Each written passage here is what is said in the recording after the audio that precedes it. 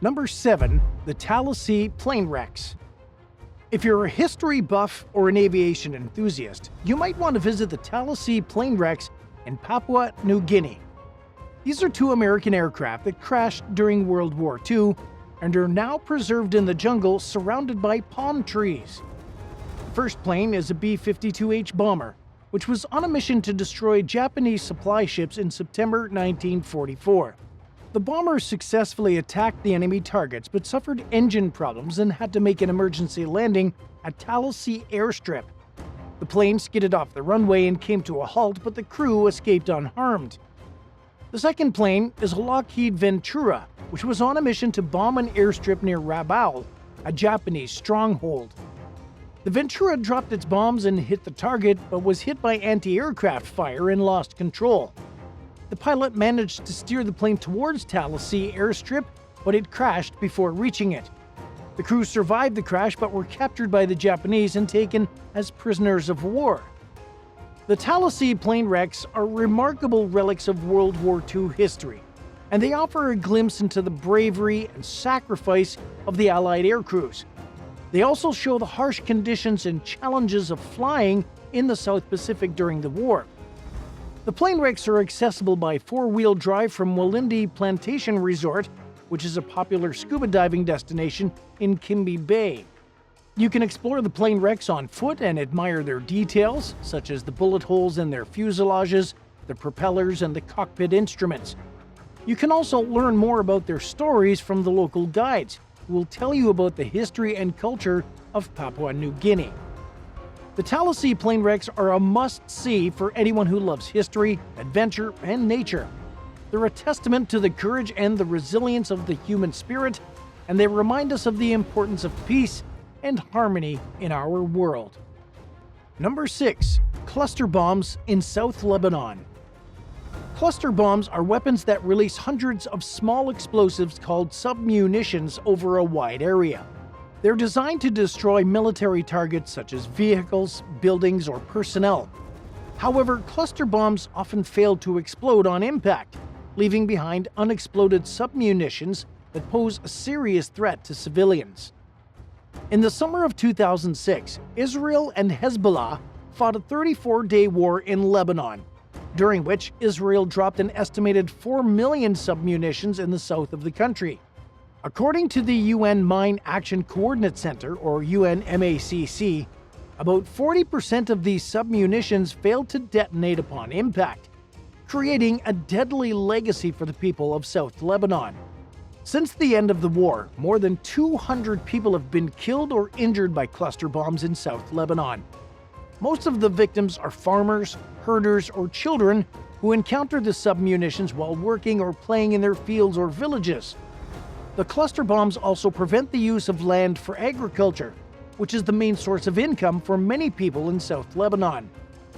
The clearance of cluster bombs in South Lebanon is a slow and dangerous process.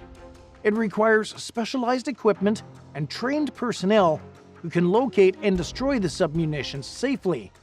The UNMACC and its partners have cleared more than 516 million square feet of land since 2006. But large areas still remain contaminated. The clearance effort could be accelerated if Israel provided the coordinates of its cluster bomb strikes as requested by the UN. The use of cluster bombs in South Lebanon has been widely condemned by human rights groups and international organizations as a violation of international humanitarian law. Cluster bombs are indiscriminate and disproportionate weapons that can cause excessive harm to civilians and civilian objects. They also create long-term humanitarian and environmental problems that hinder post-conflict recovery and development. The hidden danger of cluster bombs in South Lebanon is a reminder of the need for a global ban on these weapons. More than 100 countries have signed and ratified the Convention on Cluster Munitions, which prohibits the use, production, stockpiling, and transfer of cluster bombs. However, some major producers and users of cluster bombs like Israel, the United States, Russia, and China haven't joined the treaty.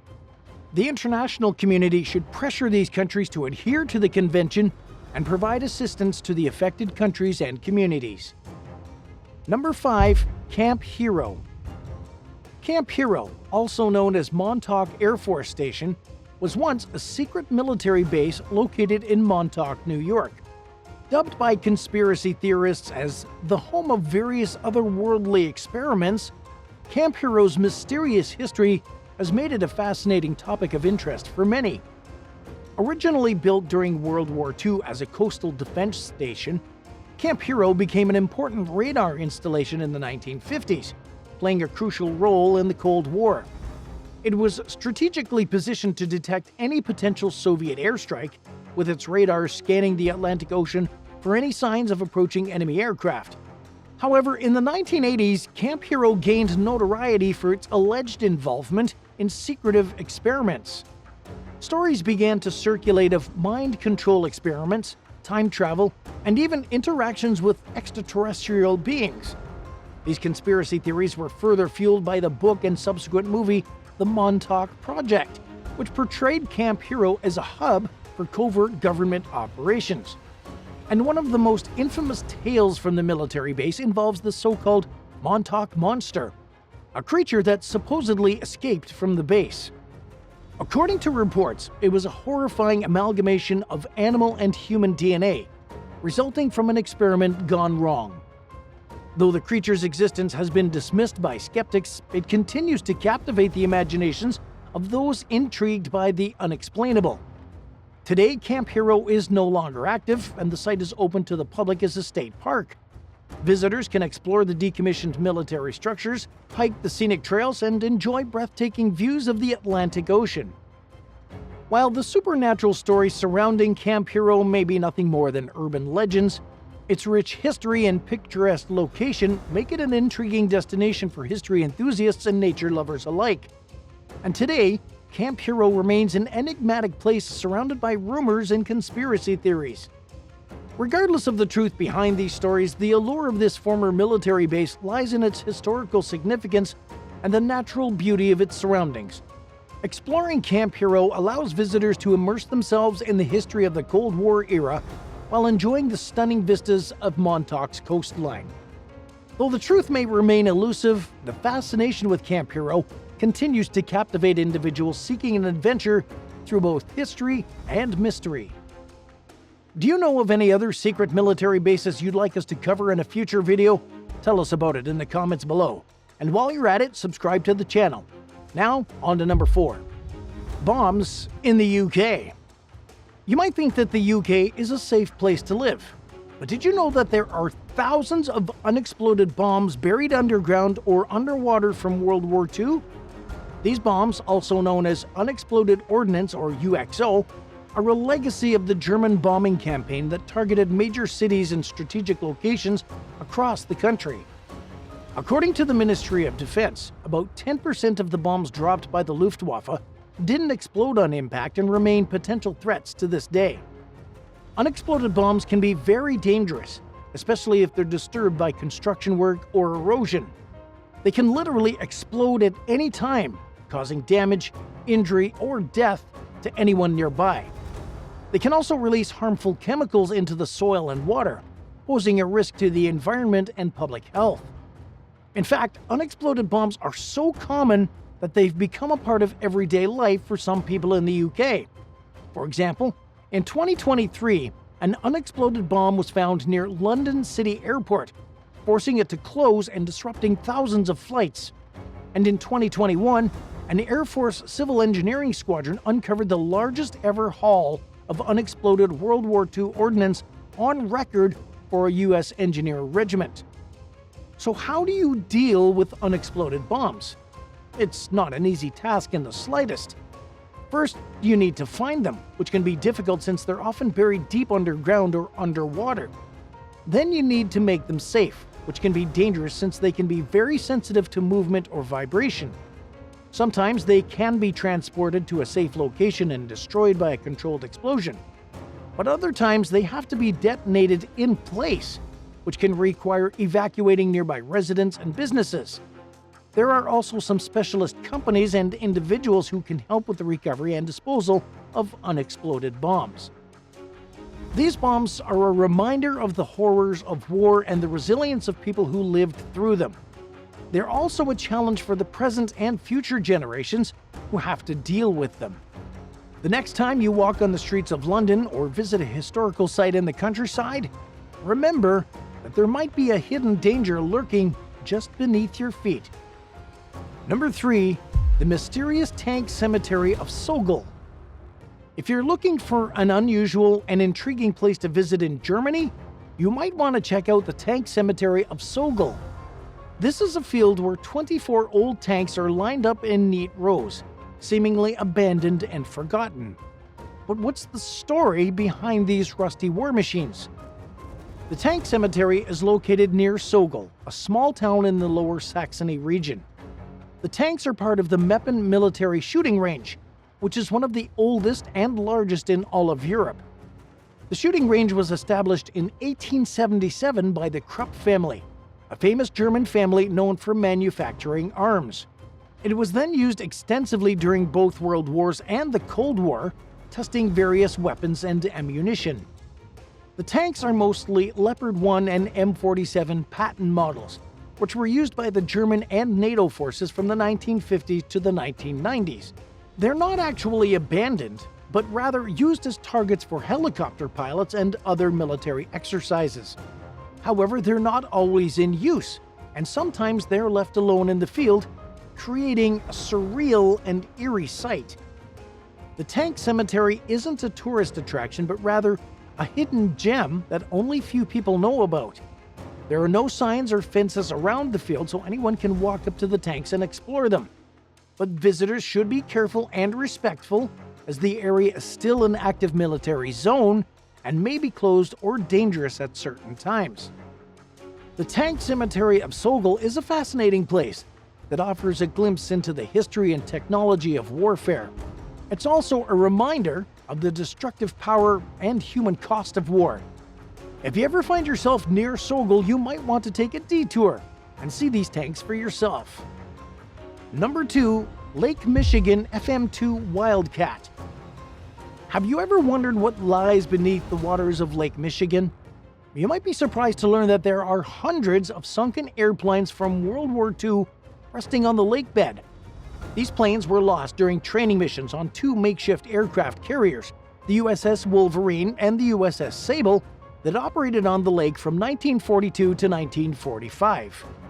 One of these planes is a rare FM2 Wildcat fighter that was recovered in 2012 after spending almost 70 years underwater. The FM2 Wildcat was a naval fighter plane that was used by the US and its allies during World War II. It was a rugged and reliable aircraft that could take off and land on short decks and fight against superior enemy fighters. The FM2 was an improved version of the earlier F4F Wildcat, with a more powerful engine, a lighter airframe, and a larger tail.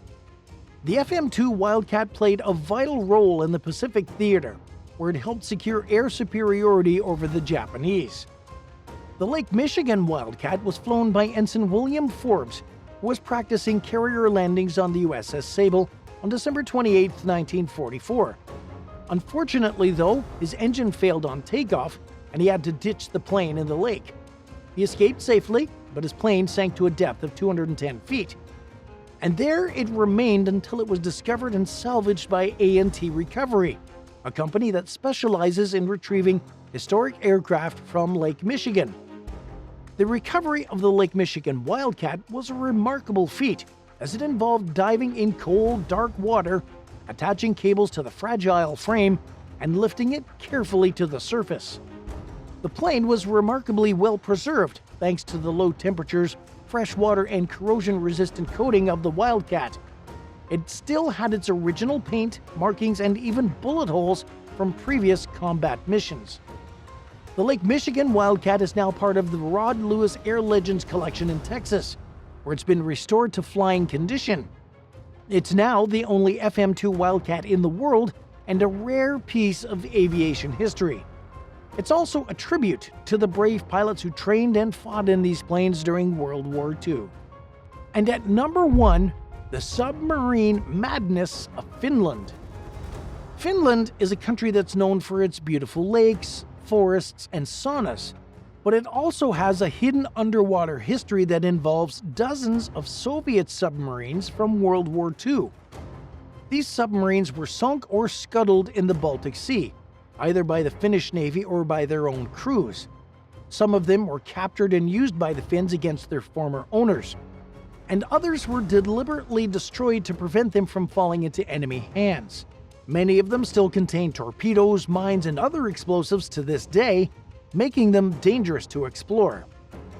The submarine madness in Finland began in 1939, when the Soviet Union invaded Finland in the Winter War. The Soviets had a large fleet of submarines that they used to attack the Finnish and German ships in the Baltic Sea. However, the Finns had a secret weapon, a network of underwater listening devices that could detect and track the Soviet submarines. The Finns also had a few small submarines of their own, as well as torpedo boats and mines. The Finns managed to sink or damage several Soviet submarines during the Winter War, using various tactics such as depth charges, torpedoes, and ramming. The submarine madness then continued in 1941, when Finland joined Nazi Germany in the invasion of the Soviet Union. This started the Continuation War, which lasted until 1944. During this war, the Finns captured several Soviet submarines and used them against their former owners. The Continuation War ended in September of 1944, but the submarine madness didn't stop there. As part of the peace treaty with the Soviet Union, Finland had to hand over all of its submarines to the Soviets. However, some of the Soviet submarines that were still in Finnish waters were scuttled by their crews to avoid surrendering them to their enemies. The submarine madness of Finland left behind a legacy of sunken wrecks that are still lying at the bottom of the Baltic Sea. Some of them have been explored by divers and researchers who have found valuable historical and technical information about these vessels. Others have been left untouched, as they're considered too dangerous or sensitive to disturb. What other military finds do you think could be waiting to be uncovered? Let us know what you think in the comments down below. And if you enjoyed this video, be sure to leave a like and subscribe to the channel. Thank you so much for watching. We'll see you in the next one. Bye for now.